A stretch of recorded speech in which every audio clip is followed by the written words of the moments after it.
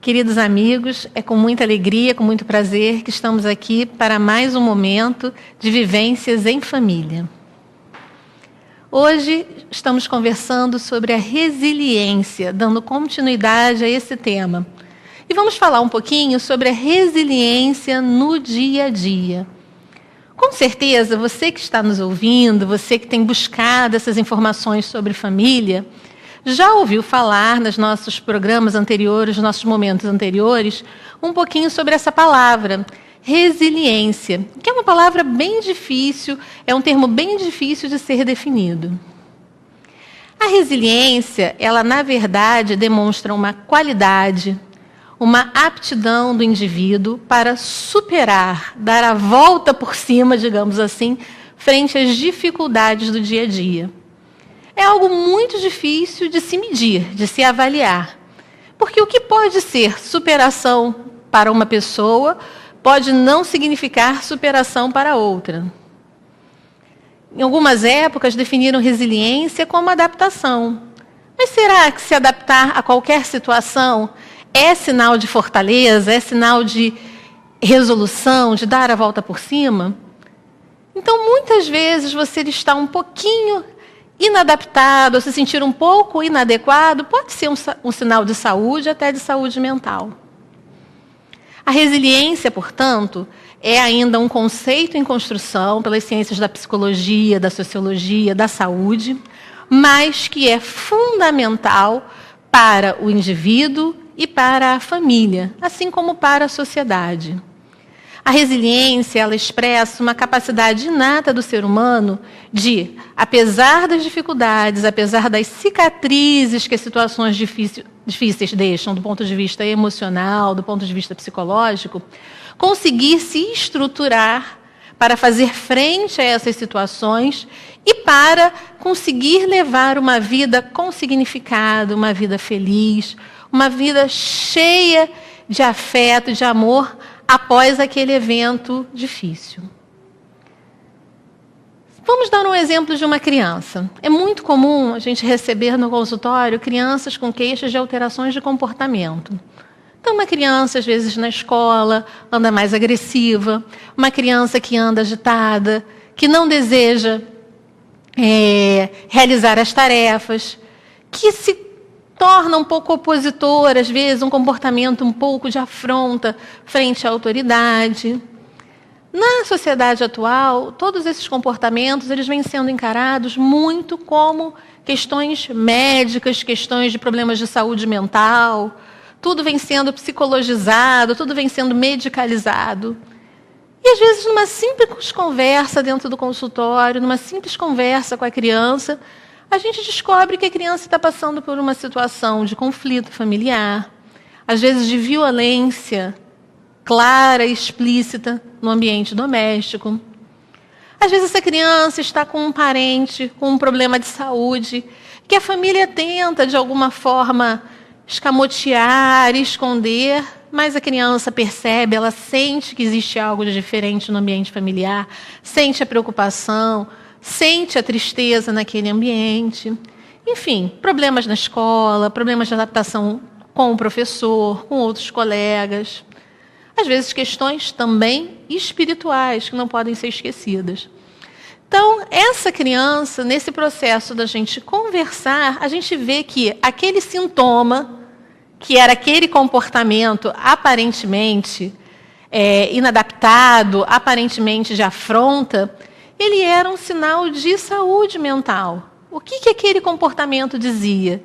Que ela, de alguma forma, estava sofrendo, não conseguia comunicar isso, não conseguia compartilhar, dividir isso, e naquela maneira de se expressar, a criança não tem a mesma capacidade do adulto, dependendo da faixa etária, ela não consegue nem entender o que ela está sentindo, nem identificar a origem do problema. A criança, então, se expressa com um pouco mais de agressividade, irritabilidade, mudança de comportamento, mudança de humor. Se ela estivesse vivendo todas essas situações difíceis e estivesse plenamente adaptada, plenamente em paz, plenamente tranquila, isso não seria estranho? Estamos falando aqui de espíritos medianos como nós, não estamos falando aqui dos espíritos superiores. Os espíritos superiores, às vezes, são eles, na infância ainda, a gente vê isso, são eles que tomam a frente para ajudar a consolar e resolver os problemas familiares. Mas na nossa situação de espíritos medianos, é natural que quando as pressões externas se fazem muito fortes, de alguma forma isso crie uma turbulência emocional que se reflita no nosso comportamento. Isso é o natural. O que traz a doença, seja ela emocional, seja ela mental, é o fato desses fatores não serem identificados e ou esses fatores externos não serem solucionados ou o indivíduo não conseguir se manter firme, se manter saudável, enquanto eles perdurem, enquanto aquela situação perdura. A resiliência proporciona isso. Na medida que você enfoca a resiliência, fortalece a resiliência do indivíduo, ela permite não que ele seja imune a tudo, mas que você identifique, então, quais são as fortalezas que esse indivíduo já traz e as estimule, as multiplique.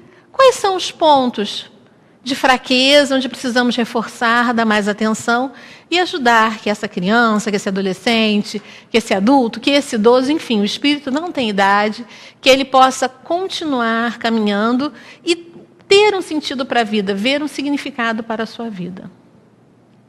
Do ponto de vista espiritual, isso é muito forte. A gente tem que olhar que o espírito, ele não é aquele único ponto, aquela personalidade. Hoje eu sou Ana Rosa, mas eu não sou somente Ana Rosa. Eu sou o conjunto de tudo que eu já vivi em todas as minhas existências anteriores. E eu sou o conjunto de tudo que me influencia. Mesmo aquilo que eu não sei, que eu não vejo. As influências espirituais, as inspirações, os pensamentos que são enviados, que chegam, positivos ou negativos, na nossa esfera mental, no nosso campo mental. Isso influencia o adulto, influencia a criança, vai influenciar, às vezes, um bebê pequeno que não tem a menor noção de que esse contato espiritual, de que essa troca de pensamentos, de emoções existe. Então, do ponto de vista do espírito, a resiliência é um fator a ser desenvolvido e um fator a ser estimulado para que ela faça parte da herança espiritual. Na próxima encarnação, onde será que nós estaremos? Daqui a um ano, vamos ser, botar mais próximos, daqui a um ano, daqui a um mês, daqui a um minuto. O que estará passando nas nossas vidas? Que situações nós estaremos vivendo? Então é importante que esse fator, que essa percepção de que nós somos capazes de conseguir ir em frente, de que nós temos condições de ultrapassar as dificuldades, de que nós somos, conforme a doutrina espírita nos esclarece, filhos de Deus, criados simples e ignorantes, mas perfectíveis. Hoje somos espíritos na nossa condição mediana, mas amanhã, com o nosso trabalho, o nosso esforço, nós certamente, fatalmente, essa é a fatalidade que existe, seremos anjos, seremos espíritos de luz também. Então é preciso que essa ideia, não mais de vítimas das situações, vítima do acaso, vítima da doença, vítima da sociedade, da fatalidade, de um Deus que pune, nós não somos vítimas. Nós, você que me ouve, é construtor do seu destino. Você escreve a sua história. Se hoje a situação é difícil, não é aquela que você deseja, se hoje você tem problemas que realmente lhe sobrecarregam, você está apenas lidando com consequências de algo que você viveu, que aconteceu no seu passado. A questão não é mais ficar enfocando esse porquê do passado. A questão é enfocar o para quê. A resiliência nos ensina a mudar o enfoque do porquê estamos vivendo isso, que nos dá uma ideia de vítima, uma ideia de peso do passado, um peso irrevogável sobre nós, para um para quê. Para que essa situação serve? O que eu tenho a aprender com ela? Isso está absolutamente de acordo, em consonância com os ensinos dos espíritos. Cada situação que nos chega, seja ela positiva, do ponto de vista material, ou negativa, do ponto de vista da sociedade, seja ela tranquila para nós, como nós já podemos encarar, levar de frente, tirar de letra, como se diz, seja um desafio enorme que nós achamos que vai ser quase impossível darmos conta, não é por que devemos nos perguntar que estamos passando por aquilo. É para quê? Para que a doença bate a porta da nossa família? Para que a dificuldade no emprego, no trabalho?